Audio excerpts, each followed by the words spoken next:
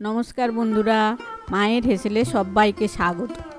সামনেই দুর্গা পুজো, আর দুর্গা পূজাতে তোমরা অনেকেই ষষ্ঠী অষ্টমীতে নিরামিষ খেয়ে থাকো। তাই আজ আমি তোমাদের সাথে শেয়ার করে নিচ্ছি সম্পূর্ণ নিরামিষ একটা রেসিপি, কুমড়োর ছক্কা। সাথে থাকছে সুজির বরফি।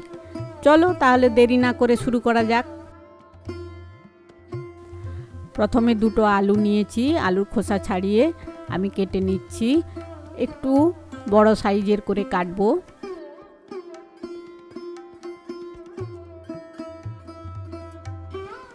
এরপর নিয়ে নিচ্ছি আমি 1 কিলো কুমড়ো। কুমড়োর খোসাগুলো আমি ছাড়িয়ে রেখেছি, কিন্তু অল্প অল্প রেখেছি, এতে কুমড়োগুলো ঘেঁটে যাওয়ার ভয় থাকে না। আমি এগুলো একটু বড় সাইজের করে কেটে নিচ্ছি।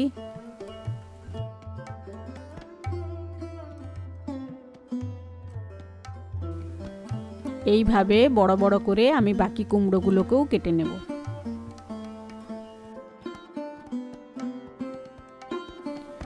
আর নিয়েছি অল্প পরিমাণ আগে থেকে ভিজিয়ে রাখা কাঁচা ছোলা।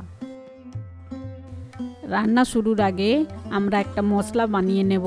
তার জন্য নিয়েছি 1/2 চামচ ধনে, 1/2 চামচ জিরে, একটা তেজপাতা, একটা শুকনো লঙ্কা আর মৌরি, আর নিয়েছি 2টো এলাচ।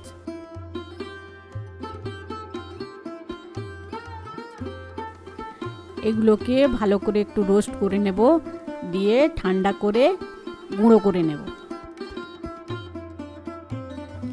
এবার রান্নাটা শুরু করব।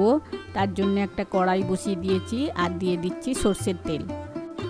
তেলটা গরম হয়ে গেলে দিচ্ছি 5 ফোড়ন আর একটা শুকনো লঙ্কা আর একটা তেজপাতা। ফোড়ন থেকে সুন্দর গন্ধ বেরিয়ে এলে দিয়ে দেব কেটে রাখা আলুগুলো।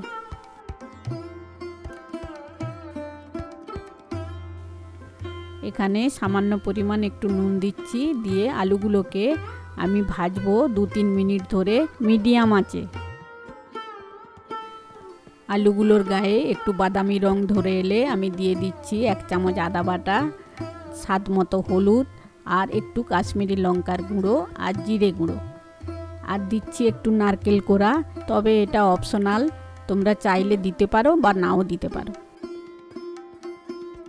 এগুলোকে একটু ভালো করে কষিয়ে নিয়ে দিয়ে দেব কেটে রাখা কুমড়োগুলো।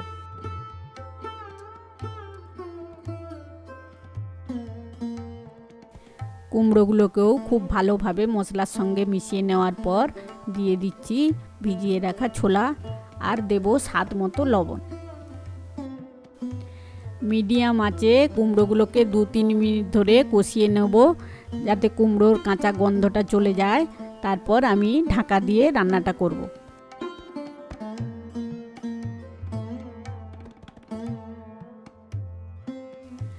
এরপর কুমড়োটাকে ভালো করে সেদ্ধ করার জন্যে আমি দিয়ে দিচ্ছি 1 কাপ গরম জল।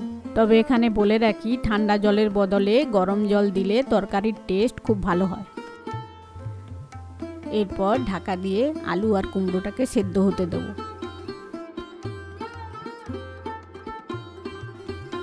5 মিনিট পর ঢাকা খুলে আমি এর মধ্যে দিয়ে দিচ্ছি ভেজে রাখা মশলা আর স্বাদ মতো চিনি, কেন কুমড়োর ছক্কা মিষ্টি মিষ্টি হয়। চিনিটা তোমরা তোমাদের পছন্দ মতোই দেবে। এরপর এই জলটা শুকিয়ে এলেই আমাদের কুমড়োর ছক্কা একদম রেডি। এটা স্লো ফ্লেমে হতে থাক, সেই ফাঁকে বানিয়ে নিই সুজির বরফি। এর জন্যে প্যানের মধ্যে দিয়ে দিচ্ছি 1 চামচ ঘি আর 50 গ্রাম মতো সুজি। সুজিটাকে ঘিয়ের মধ্যে ভালো করে ভেজে নেব। সুজিটা ভাজতে ভাজতেই এর মধ্যে দিয়ে দিচ্ছি কয়েকটা কাজু, কয়েকটা কিশমিশ। সুজি যদি ঘিয়ের মধ্যে ভালো করে ভেজে নেওয়া যায় তাহলে সুজির টেস্ট দ্বিগুণ হয়ে যায়।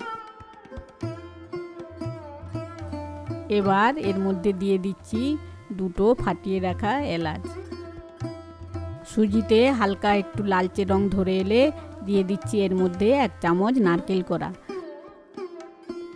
সব কিছু ভালো করে ভেজে নেওয়ার পর দিয়ে দিচ্ছি 1 কাপ দুধ আর দেব স্বাদ মতো চিনি। তোমরা এখানে 1 চিমটি নুন ব্যবহার করতে পারো।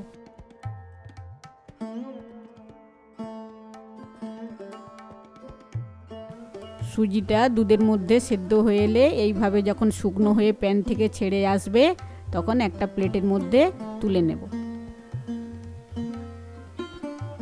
দিয়ে ভালো করে ওটা ছড়িয়ে একটা আকার দিয়ে দেব, যাতে আমি বরফির মতো কাটতে পারি। ঠান্ডা হয়ে এলে বরফির আকারে কেটে নেব।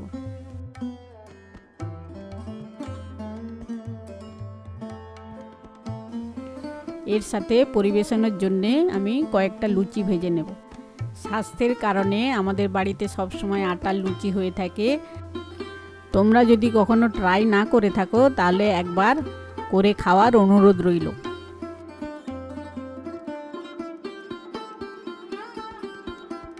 এবার পরিবেশনের পালা। গরম গরম লুচি, কুমড়োর ছক্কা আর সুজির বরফি। কুমড়োর ছক্কার উপরে একটু নারকেল কোড়া দিয়ে গার্নিশ করে দিচ্ছি। এই কুমড়োর ছক্কা তোমরা রুটি কিংবা পরোটার সাথেও পরিবেশন করতে পারো। রেসিপিটি যদি তোমাদের ভালো লেগে থাকে তাহলে অবশ্যই একটা লাইক করো আর কমেন্টে জানিও কেমন লাগলো। আর কাছের বন্ধুদের সাথে শেয়ার করতে ভুলো না যেন। এরকম রেসিপি আরও দেখতে চ্যানেলটিকে সাবস্ক্রাইব করে রেখো। ভালো থেকো, সুস্থ থেকো। ফিরে আসছি আবার কোনো নতুন রেসিপি নিয়ে।